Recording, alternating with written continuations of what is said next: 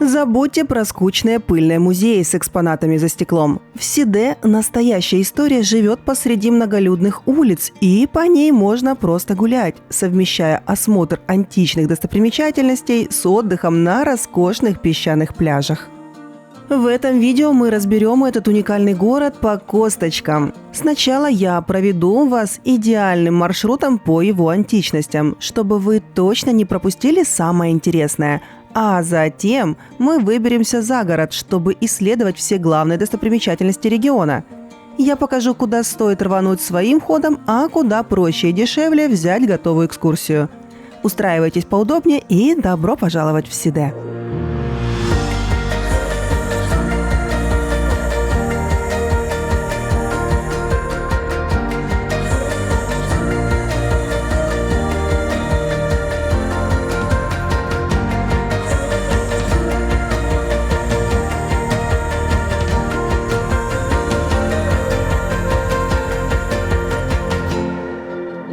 Но для начала короткая инструкция. Как вообще сюда добраться? Здесь все элементарно. Ближайший аэропорт находится в Анталье, примерно в 65 километрах от Сиде. Дальше вариантов масса. Можно заказать трансфер, поехать на автобусе с пересадкой на местную маршрутку Долмуш или же арендовать авто прямо в аэропорту, что для наших планов просто идеальный вариант. Всего около часа пути, и вы на месте. Первое, что стоит сделать, это взглянуть на карту курорта с высоты. Сразу становится ясно, что Сиде состоит из двух совершенно разных половин. Западная часть с бесконечной чередой отелей и восточная с античным городом внутри. Про западную рассказывать особо нечего. Красивые пляжи, отели, да неплохая опрятная набережная. На этом, по сути, все. Красивенько, но скучновастенько. А вот античная часть города – это поистине какое-то чудо. Такого вы не встретите больше нигде в Турции. Сиде – это тот самый случай, когда идешь на пляж, а попадаешь в учебник по истории. Причем не скучный, а с картинками, колоннами и очень-очень красивым закатом. Сиде – еще одна очень важная остановка для туристов, которые желают ознакомиться с остатками античной цивилизации. Как правило, классический античный город в Турции – это какая-то полузаброшенная, огороженная забором территория, по которой шныряют лишь туристы да вездесущие гиды. А здесь все иначе. Античные раскопки как будто по магичному велению вплетены в современный турецкий город. Гуляя по этим улочкам, просто не устаешь поднимать челюсть. Бывает, решишь пройтись между колоннадой и попадаешь в чей-то двор, где детские игрушки соседствуют с античными артефактами. А бывает, зайдешь в кафе выпить коктейльчик и офигеешь от того, что под ногами у тебя полноценные старинные раскопки. И это не поодинокие случаи, а повсеместная практика.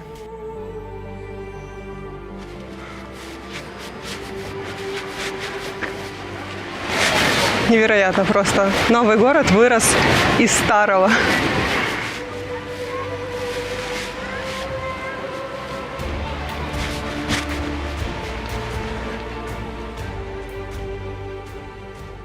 Сиде был основан около VII века до нашей эры греками.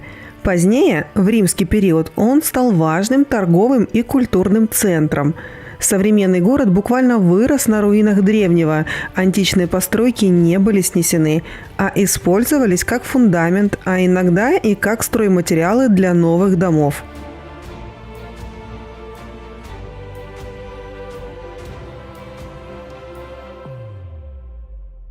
До середины 20 века Сиде был небольшой рыбацкой деревней. Жители строили дома между древними колоннами и театром, даже не подозревая об их значимости. Раскопки начались лишь в 1947 году, когда сюда прибыли немецкие археологи. В отличие от многих других городов, где античные объекты переносят в музеи, в Сиде приняли решение интегрировать археологию в туристический ландшафт.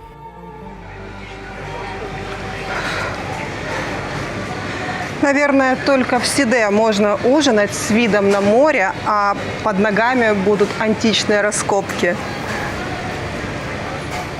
Конечно, часть раскопок все же и здесь запрятаны за заборами, и для их осмотра необходимо покупать билет. Но все же большинство из них вы можете осмотреть совершенно бесплатно, просто прогуливаясь по центральным улицам города, чем мы, собственно, с вами сейчас и займемся. Первое, что встретится вам, прибывая в город, это монументальный фонтан Нимфеум. Этот фонтан с античных времен был первым, что видел каждый гость, прибывающий в город. Если в других местах путников встречали обычные колодцы, то здесь огроменный, красивенный мраморный комплекс. Настоящая пьеса, застывшая в камне. Такая роскошь у главных ворот сразу же подчеркивала высокий статус и значимость города. Причем вся эта красота на этом не заканчивалась, а плавно растекалась по улочкам старинного города. Вообще всех этих античных красот в Сиде просто немеренное количество, поэтому не стану изображать из себя гида и лишь кратенько покажу самые значимые. Следующая остановка – Сютунлу-Соклакар, она же Колоннадная улица. Это была центральная улица античного Сиде, своего рода главная артерия города. И нет, она не просто соединяла точки А и Б. Это был настоящий римский променад, широченная, мощенная каменными плитами, с системой водостока, магазинами и лавками по бокам. Колонны выстроены в идеальной симметрии. Высокие, стройные, будто архитектурные модели на подиуме. Их вдоль подобных улиц размещали не просто так. Они защищали от солнца и дождя, а за колоннами шли ряды лавок, своеобразный античный торговый центр. Тут продавали масло, вино, ткани, амфоры, а еще сплетни, конечно. Где торговля, там и слухи. Рыночные привычки сквозь тысячелетия никак не поменялись. Ну а дальше нам нужно проникнуть в самое сердце старого города, где размещался величественный античный театр. Причем проникать мы будем не совсем обычно, а пройдя через интересную двухэтажную арку из массивных блоков известняка. Это триумфальная арка, посвященная римскому императору Веспасиану и датируется первым веком нашей эры. Да-да, именно тот Веспасиан, при котором построили Колизей в Риме и который ввел налог на общественные туалеты, за что, кстати, и вошел в историю фразой, что «денежка не пахнет». Но не только один император здесь увековечен. Ворота были возведены в честь его визита или, по другой версии, в честь его сына Тита. Архитектурно это арка с нишами по бокам, где когда-то стояли статуи монарха и членов его семьи. Сегодня статуй нет, но осталась потрясающая атмосфера. Что же касается античного театра, то с ним все сложно. Точнее, все просто, но скорее все же сложно. В общем, просто то, что попасть в него вы нынче не сможете. Закрыт на 5-летнюю реконструкцию. А сложность в том, что это самая монументальная достопримечательность города, и при наличии за плечами дрона я никак не могу не рассказать вам о нем. Это одно из крупнейших и величайших античных сооружений на всем побережье Турции. Театр был построен во II веке нашей эры, во времена Римской империи, и его масштаб поражает даже сегодня, спустя почти 2000 лет. Когда-то он вмещал около 15 тысяч зрителей, а по некоторым исследованиям и вовсе 20 тысяч. Это примерно в 3 раза больше, чем вместимость ранее увиденного нами театра в Термессосе. И это при том, что все здание не врезано в склон холма, как большинство театров того времени, а возведено на ровной площади, подпертое огромными рядами массивных арок. Инженерное достижение, поистине достойного своего времени, что в свою очередь говорит о высоком уровне архитектурной мысли того периода.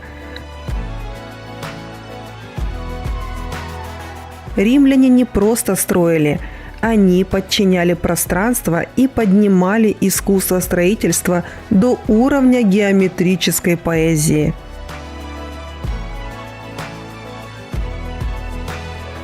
Зачем вообще нужно было возводить столь сложную инженерную громадину? По сути, все просто. Это сейчас Сиде – маленький курортный городок, а в те времена он был столицей Памфилии, и сюда съезжались люди со всего побережья. Сцена театра была богато украшена. Мраморные колонны, резные ниши, скульптуры. Здесь проходили драматические постановки, ораторские выступления, а позднее гладиаторские бои. Само здание было не только местом развлечений, но и культурным центром города, зеркалом общественной жизни. Перед театром раскинулась просторная античная площадь, своего рода форум, где собирались зрители до и после представлений. Здесь кипела торговля, обсуждались новости, заключались сделки. Это была точка пересечения городской жизни. Открытое пространство, вымощенное камнем, окруженное аркадами и колоннами. Сегодня эта площадь кажется спокойной и умиротворенной.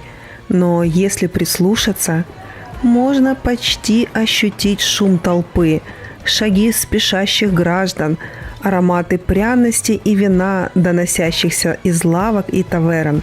Камни здесь помнят многое.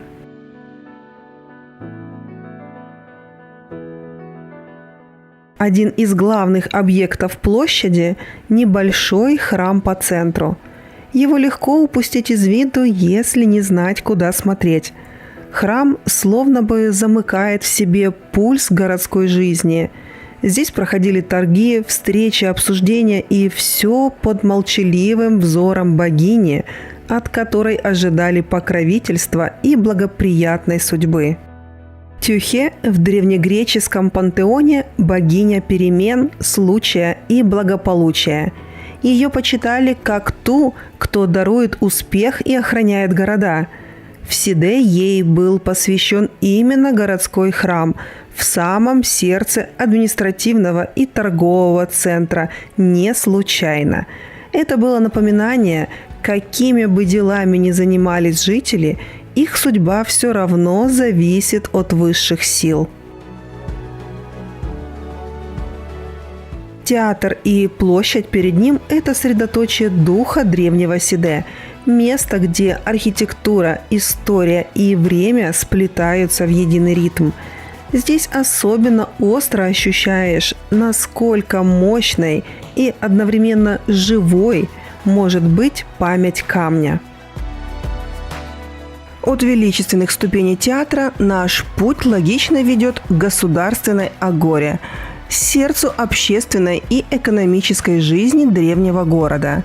Это не была классическая рыночная площадь в нашем понимании.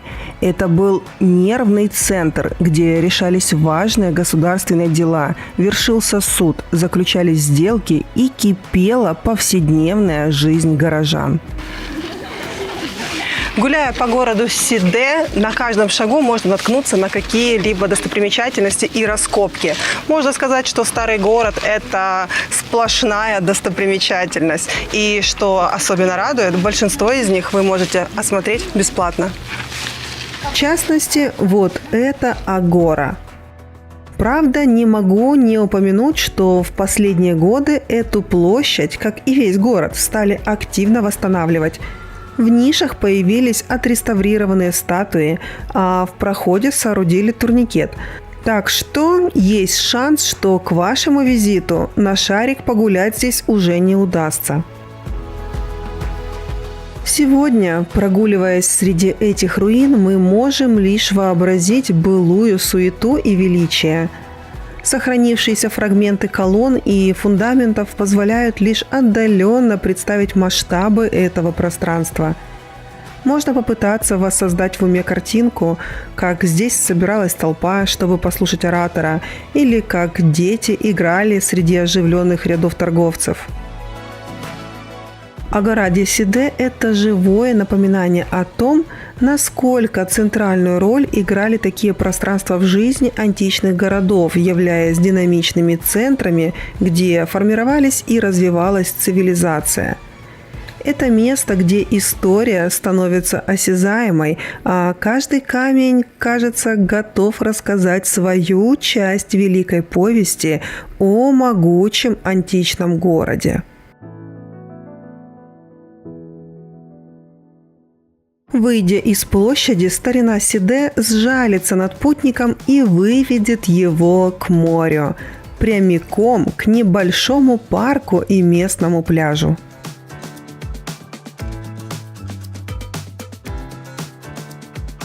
Рассказывая про пляжи, никак нельзя не упомянуть то, что я говорила в начале. Сиде – город отелей.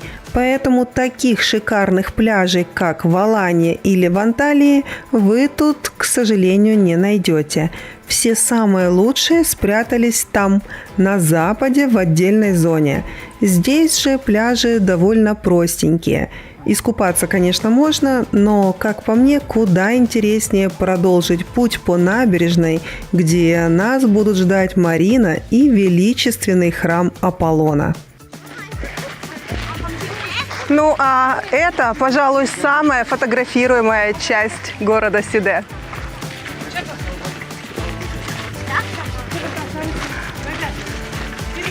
Это как раз тот случай, когда влюбляешься в строение буквально с первых мгновений.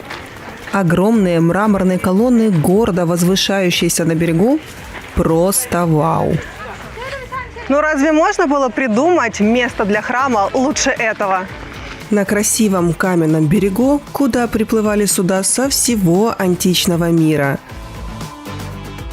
Задолго до того, как взгляд капитана находил очертания гавани или силуэты городских стен, он видел их. 5 исполинов из белого мрамора, отливающие золотом в лучах восхода или купающиеся в багрянце заката.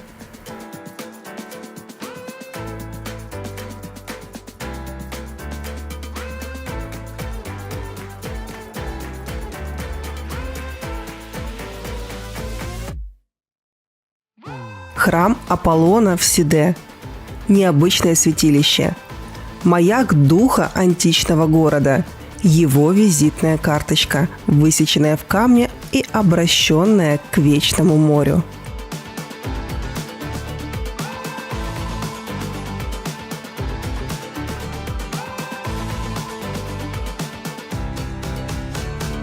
Храм был построен во II веке нашей эры, в эпоху расцвета города под властью Рима.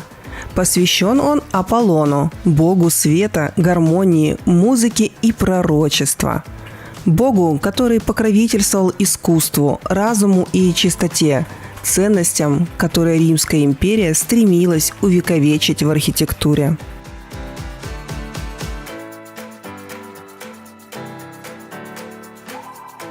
Храм стоял у самой гавани, и это было не случайно. Он встречал мореплавателей, торговцев и гостей Сиде, напоминая, что город находится под защитой высших сил. Его контуры четко вырисовываются на фоне горизонта, особенно на закате. Именно в этот момент храм словно оживал.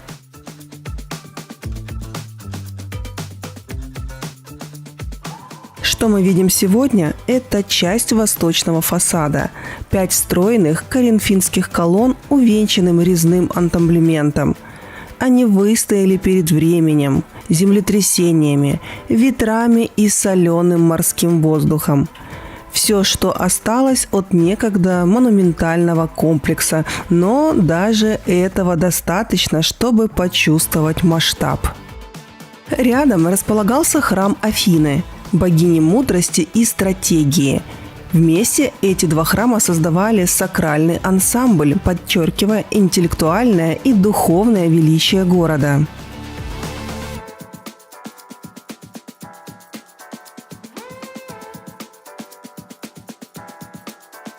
Когда стоишь перед храмом, ощущаешь необыкновенное спокойствие. Ветер с моря проносится сквозь колонны, солнце медленно опускается за горизонт, море тихо шумит, и вся сцена превращается в живую открытку. Неудивительно, что именно здесь фотографируется чаще всего, но за красотой кадра скрывается нечто большее – свидетельство того, как античность может говорить с современностью на языке гармонии и света. Существует легенда, что именно здесь, в тени этих колонн, Марк Антоний встретил Клеопатру.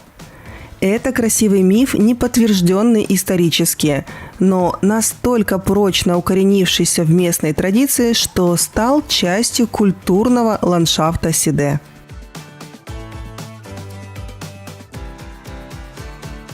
И на этой красивой легенде я, пожалуй, прервусь со своими античными байками. Город красивый и не маленький. К сожалению, в моем кратеньком обзоре на все эти легенды времени, увы, не хватает. Поэтому, если хотите еще больше узнать об историческом прошлом Сиде, то посоветую заглянуть в местный археологический музей. Что особенно интересно, музей расположен в стенах бывших римских бань V века нашей эры, что само по себе уже является частью истории. Это уникальное сочетание. Ты исследуешь древние артефакты, находясь при этом в не менее древнем сооружении. Наскучило бродить по классическим музеям? А что вы скажете, если я предложу вам посетить другой – альтернативный музей Сиде? Вот только чтобы добраться в него, вам вначале придется вернуться в Марину, ведь находится он не на суше, а под водой. Это первый и единственный подводный музей такого масштаба не только в Турции, но и во всей Европе. Открыт был недавно, в 2015 году. На глубине от 9 до 25 метров среди морской фауны и флоры расположены 110 скульптур, созданных из специальных экологически чистых материалов, которые абсолютно безвредны для морской среды. Эти скульптуры не случайные объекты. Они рассказывают истории об анталийской цивилизации, ее мифах, героях, пророках и борьбе за независимость.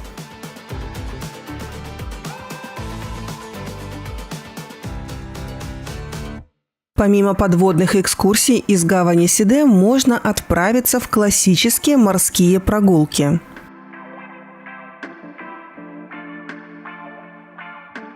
Когда древние камни Сиде остаются позади, а соленый ветер наполняет паруса, начинается совершенно иная история.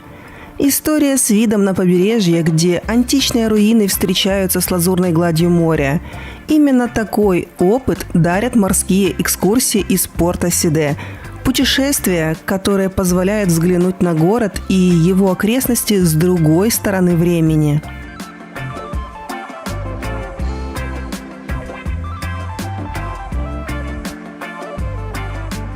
Подобные пиратские корабли не эксклюзив курорта. Мы встречали их и ранее в Аланьи, а также еще не раз встретим в рамках нашего путешествия. На борту вас будут ждать пару палуб, обед, а также маски и ласты, которые пригодятся вам во время остановок в местных лазурных бухтах. Порт Сиде компактный, уютный и в то же время оживленный. У причалов выстроились десятки деревянных кораблей, от стилизированных пиратских галер с черным флагом до двухпалубных яхт с мягкими подушками и зонтиками.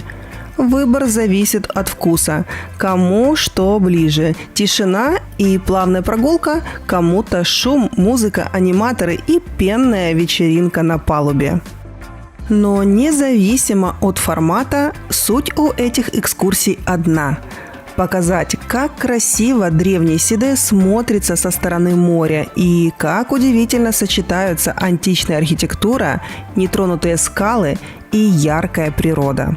Природа подарила городу не только красивые бухты, но и весьма плодородную почву, что позволило местным жителям возделывать множество сельскохозяйственных культур и фруктовых деревьев, в том числе и гранат.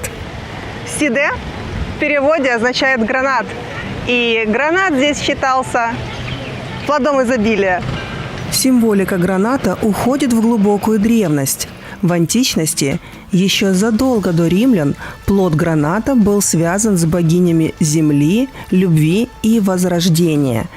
В греческой мифологии он ассоциируется с Персефоной. Именно зерна граната навеки связали ее с подземным миром. В восточных культурах он считался символом удачи и долголетия. В Сиде, который впитал в себя культуры Ликии, Греции, Рима и Византии, гранат стал неотъемлемой частью как мифологической, так и бытовой традиции.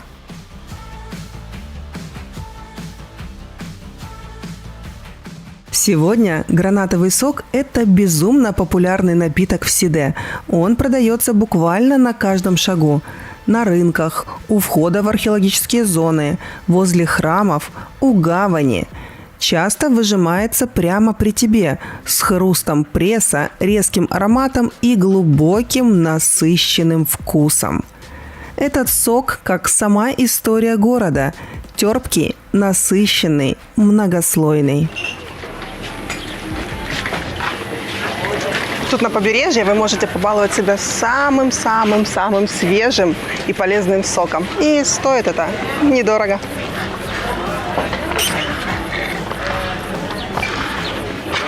Помимо сока, из граната здесь также делают соусы, пастилу, добавляют в салаты и даже в мясные блюда.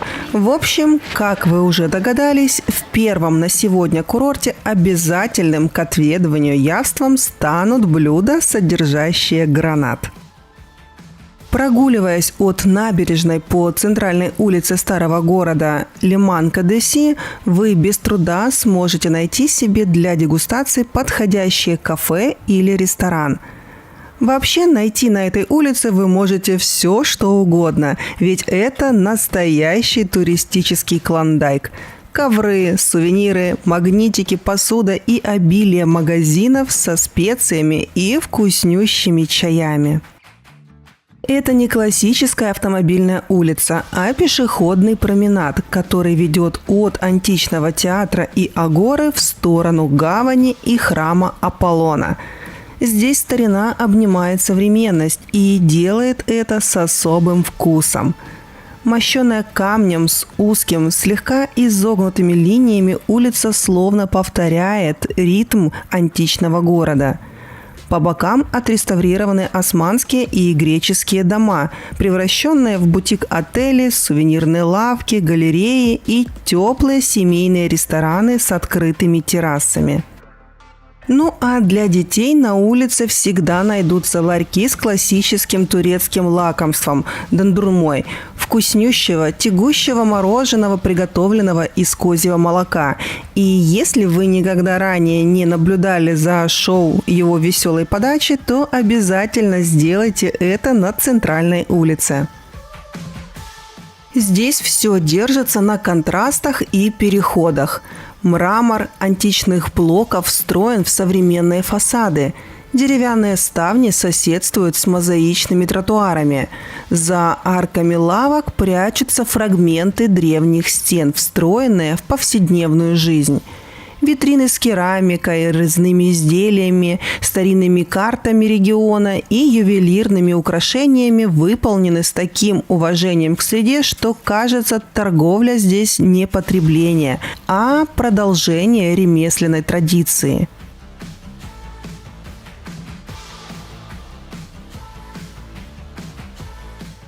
Пройдя по улице до конца, мы замкнем круг и вернемся назад к припаркованному у стен города авто. А значит, нам пора покидать античный Сиде и отправляться исследовать его окрестности. И первой точкой на нашем маршруте станет город Манавгат. Манавгат – это оживленный город, расположенный всего в нескольких километрах от только что осмотренного нами Сиде. В отличие от нашего героя с его ярко выраженным античным наследием, Манавгат представляет собой более современный и аутентичный турецкий город, известный прежде всего благодаря одноименной реке, которая является его главной артерией. В общем, ничего интересного. Нет, конечно, здесь также можно найти парочку любопытных городских достопримечательностей, но на фоне всего того, что мы увидим в этом путешествии, они просто меркнут. Поэтому перейдем сразу к самому главному – одноименной реке. Главная жемчужина реки – это, безусловно, водопад Манавгат. В отличие от классических гигантских водопадов, он не впечатляет высотой падения, но берет свое уникальной шириной и мощью. Вода здесь не стремительно обрушивается с большой высоты, а широким бурлящим потоком растекается по всему периметру скалистого уступа, образуя невероятную белую пену и мощный гул. В общем, такая себе мини-копия Ниагары, но очень мини, если честно. Вокруг водопада обустроены уютные террасы и чайные домики, где можно расслабиться, насладиться свежестью воздуха, пропитанного водной пылью, и попробовать свежевыловленную форель из реки Манавгат. Само собой, тут же можно обзавестись и всеми возможными сувенирами. В общем, место туристическое и сильно смахивает на все подобные достопримечательности в Турции. Само по себе удовольствие недорогое, порядка 2 евро, а потому заглянуть по пути однозначно стоит. Правда, если немного изловчиться, то можно полюбоваться на водопад и вовсе бесплатно. Главная проблема локации – это невозможность подойти к воде. Любоваться на водяной поток, конечно, издали приятно, но в летнюю жару куда интереснее забраться непосредственно в воду. И местные давно приловчились, как это можно сделать. Несмотря на наличие водопада, поток воды здесь не слишком стремительный, а потому легко позволяет поплавать вблизи природного чуда. Вы можете подойти к нему с обратной стороны реки и любоваться водопадом совершенно бесплатно. Ну, или же как местные, разместиться с полотенечком на соседнем островке и совместить принятие солнечных ванн с созерцанием прекрасного вида. Ну а если прогуляться по реке еще выше, то сможете лицезреть еще одно природное чудо горы Тавр. А если точнее, то раскинувшийся среди гор красивый и полноводный зеленый каньон. И это одно из самых тихих и умиротворяющих мест на всем турецком побережье, которое существует вне времени и вне суеты. Чудо это не совсем природное. Каньон образовался после строительства плотины Оймапынар в 1984 году. Когда долину затопили, природа не исчезла. Она изменилась. На месте рек, оврагов и старых деревень теперь огромное бирюзово-зеленое озеро, заключенное в каменные склоны и покрытое легкой рябью, словно дышащее зеркало. Вода в каньоне удивительного цвета. Она меняется в зависимости от времени суток. Утром прозрачная и прохладная, как стекло. Днем насыщенно изумрудного оттенка. На закате почти медная, как отполированная бронза.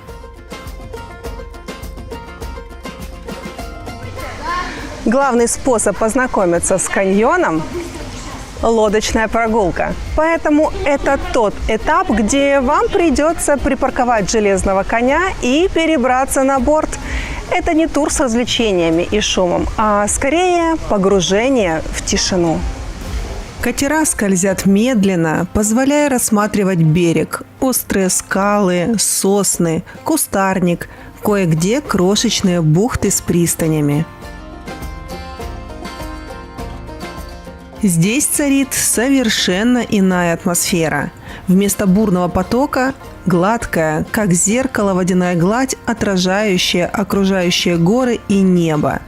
Вода здесь имеет невероятный оттенок, варьирующийся от бирюзового до глубокого изумрудного, благодаря содержанию минералов. Каньон тянется на многие километры, открывая все новые и новые живописные бухты и гроты. Во время экскурсии вам также достанется гид, обед и остановка для купания. Развлечение не слишком крутое, но точно очень атмосферное. Ссылку, где именно можно заказать такую экскурсию, как всегда, оставлю в описании. Еще одно развлечение неподалеку – это путешествие в затерянный город Селевкия.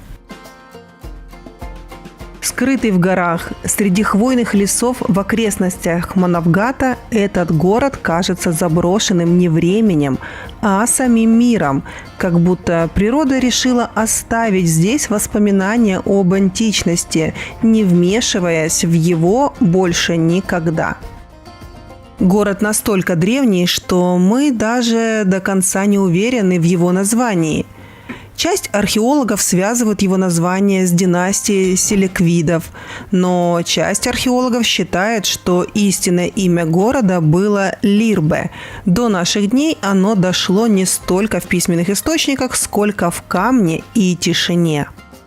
Расположен город на вершине невысокого холма, окруженного густым сосновым лесом. Дорога сюда – это уже часть впечатления. Узкая, петляющая, словно нарочно уводящая от цивилизации.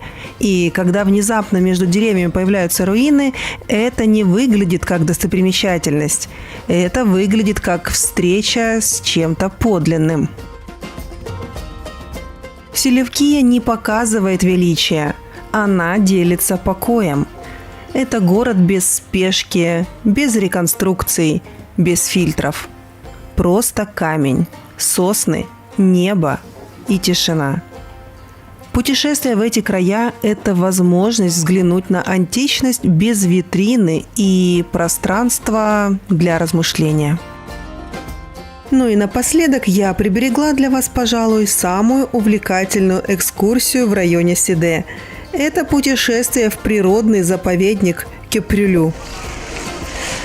В то время как побережье Турции гремит туристическими маршрутами и прибрежной суетой, чуть вглубь Всего в часе езды от Сиде начинается совсем другой мир. Мир, где главную роль играет не море, а камень, вода и небо, где природа говорит без слов. Этот природный заповедник достаточно массивный, поэтому смело можете запланировать на его посещение целый день.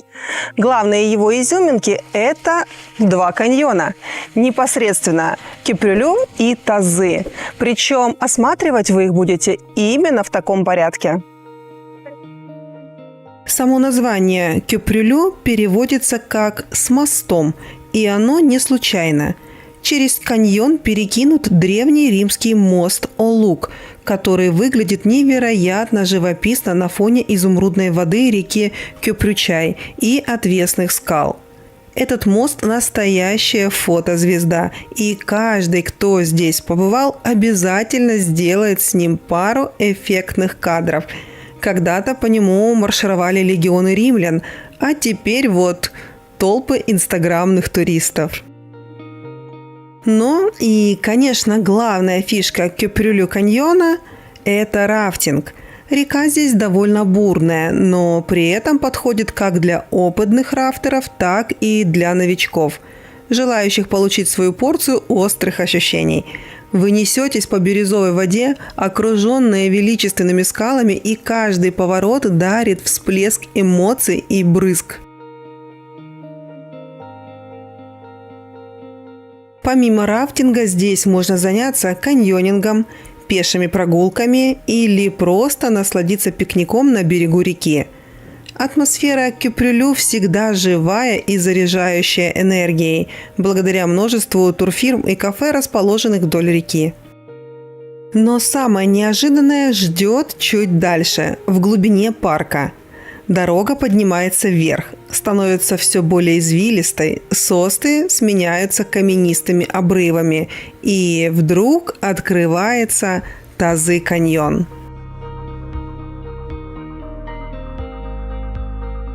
Это вертикальный разлом в скале глубиной более 300 метров, и если Кюпрюлю впечатляет своей долиной, то Тазы – высотой и безмолвием. Здесь нет шума реки, нет активности, только тишина, ветер и скалы, уходящие вниз почти отвесно.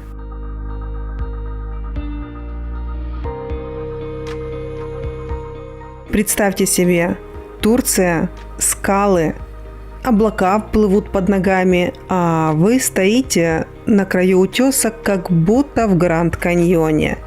Только это не Америка, а каньон Тазы. Новое чудо в списке must-see для всех, кто любит и фоточки, и адреналин. Когда-то сюда забредали только орлы, козлы и местные пастухи. А теперь тут дроны, селфи-палки и группы туристов в шлепанцах с фразой «О, это же то место с рекламой Huawei».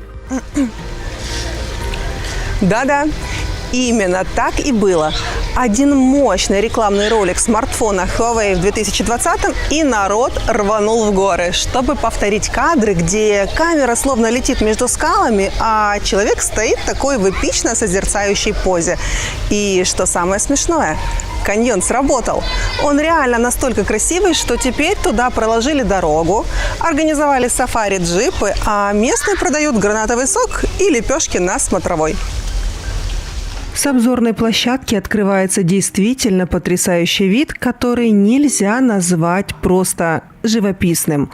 Он величественный и почти пугающе тихий.